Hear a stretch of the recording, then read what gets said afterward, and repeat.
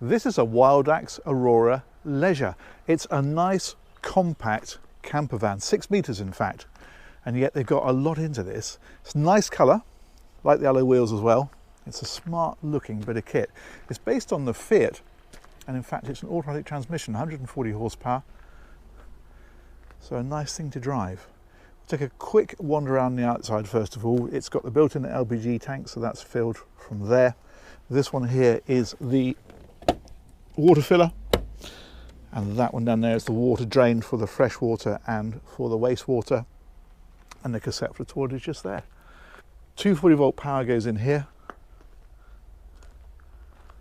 and then we've got the reversing camera. You can just see it tucked away under the high level brake light, and there's access to the vehicle here should you want it straight through there. That's rather nice actually, because it means that when you're using this back area you can have these doors open straight to the outside. That's rather lovely. The other thing we've got here in fact is the table. That's for further in the vehicle. I'll show you that where that goes when we go inside. And then also down here bits of storage. That's got the over carpets in if you want them,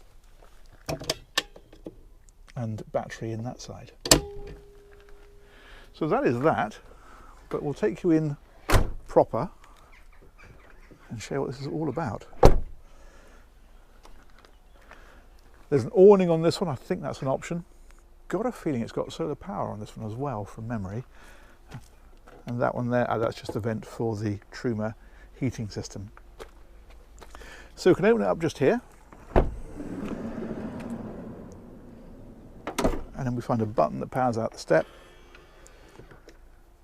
And away we go. Now this is designed for 3 people to sleep and to travel. So you've got the 2 seats at the front here, plus a 3rd seat just there, of course, all with seat belts. And these front ones swivel. So you can make this into quite a nice lounge area up at this end. If we come right on forward, you can see, as I mentioned earlier, it's got the automatic transmission selector. Another thing it's got on here, which is nice, is the automatic climate control, where you just dial in the temperature and it sets it all for you. That's the screen for the reversing camera. And then these have all got blinds that come across. So these, for example, like this, you've got them at the edges of the windscreen and so forth. So you can close that all off for privacy at night. And then these have got the drop down armrest as well, which is nice. There's a bit of storage up above here. There's also a very big skylight up here, which opens so you can get ventilation through. And these again have the screens that come across. The control system is up here, so this is giving you access to, if I light that up, oh, you can see that. Not very well because I'm getting reflections on the screen, but it looks a lot better in real life. But that's giving you basically, hang on,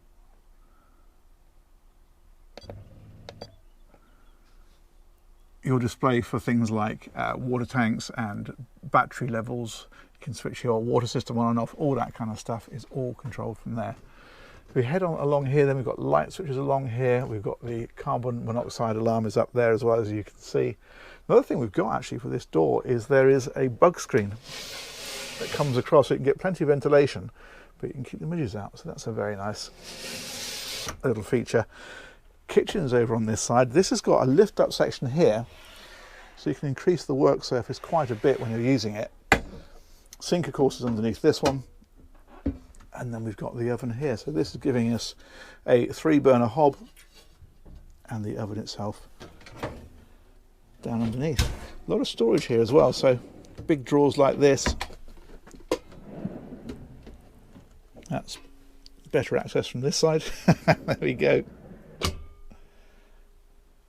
And then more storage down underneath, like so. I think I mentioned, but this one converts into a bed, so you spin that seat round and drop that one down. But that is where the table that we saw goes, in there, the one that we saw on the back door. So you can spin these seats round, put the table in there. That makes quite a nice dining area. There is storage up in behind here, of course.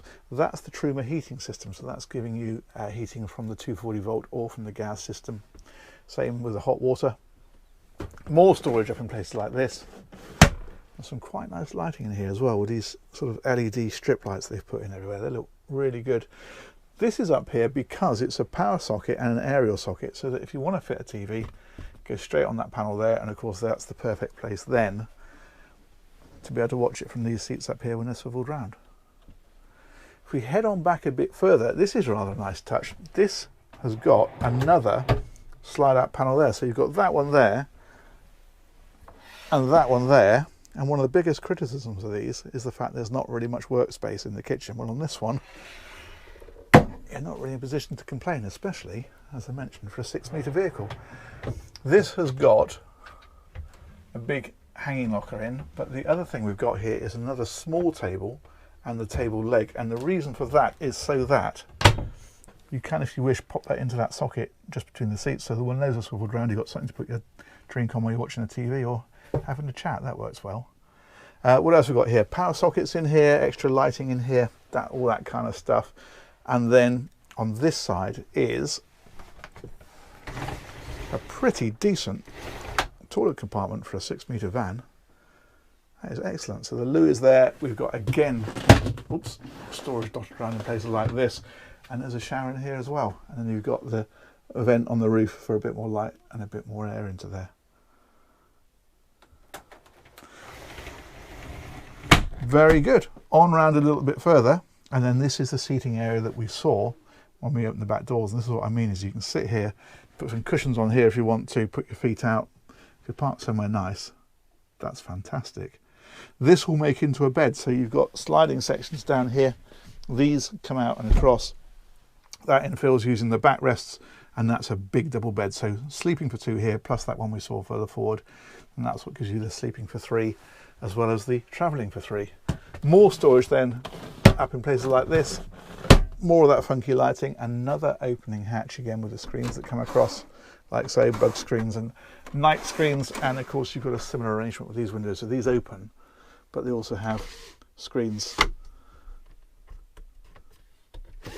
like so. Very nice. And that is the cranking handle for the awning. All little reading lights again tucked away in here. He says, not knowing how to turn it on. There we go. Oh, that's neat. So you've got a little one like that, and then a second press to get that one like that. That's fantastic. It's under 3.5 tonne, of course, so it can be driven on a standard driving licence. And that, I think, is rather splendid. Got a lot into that.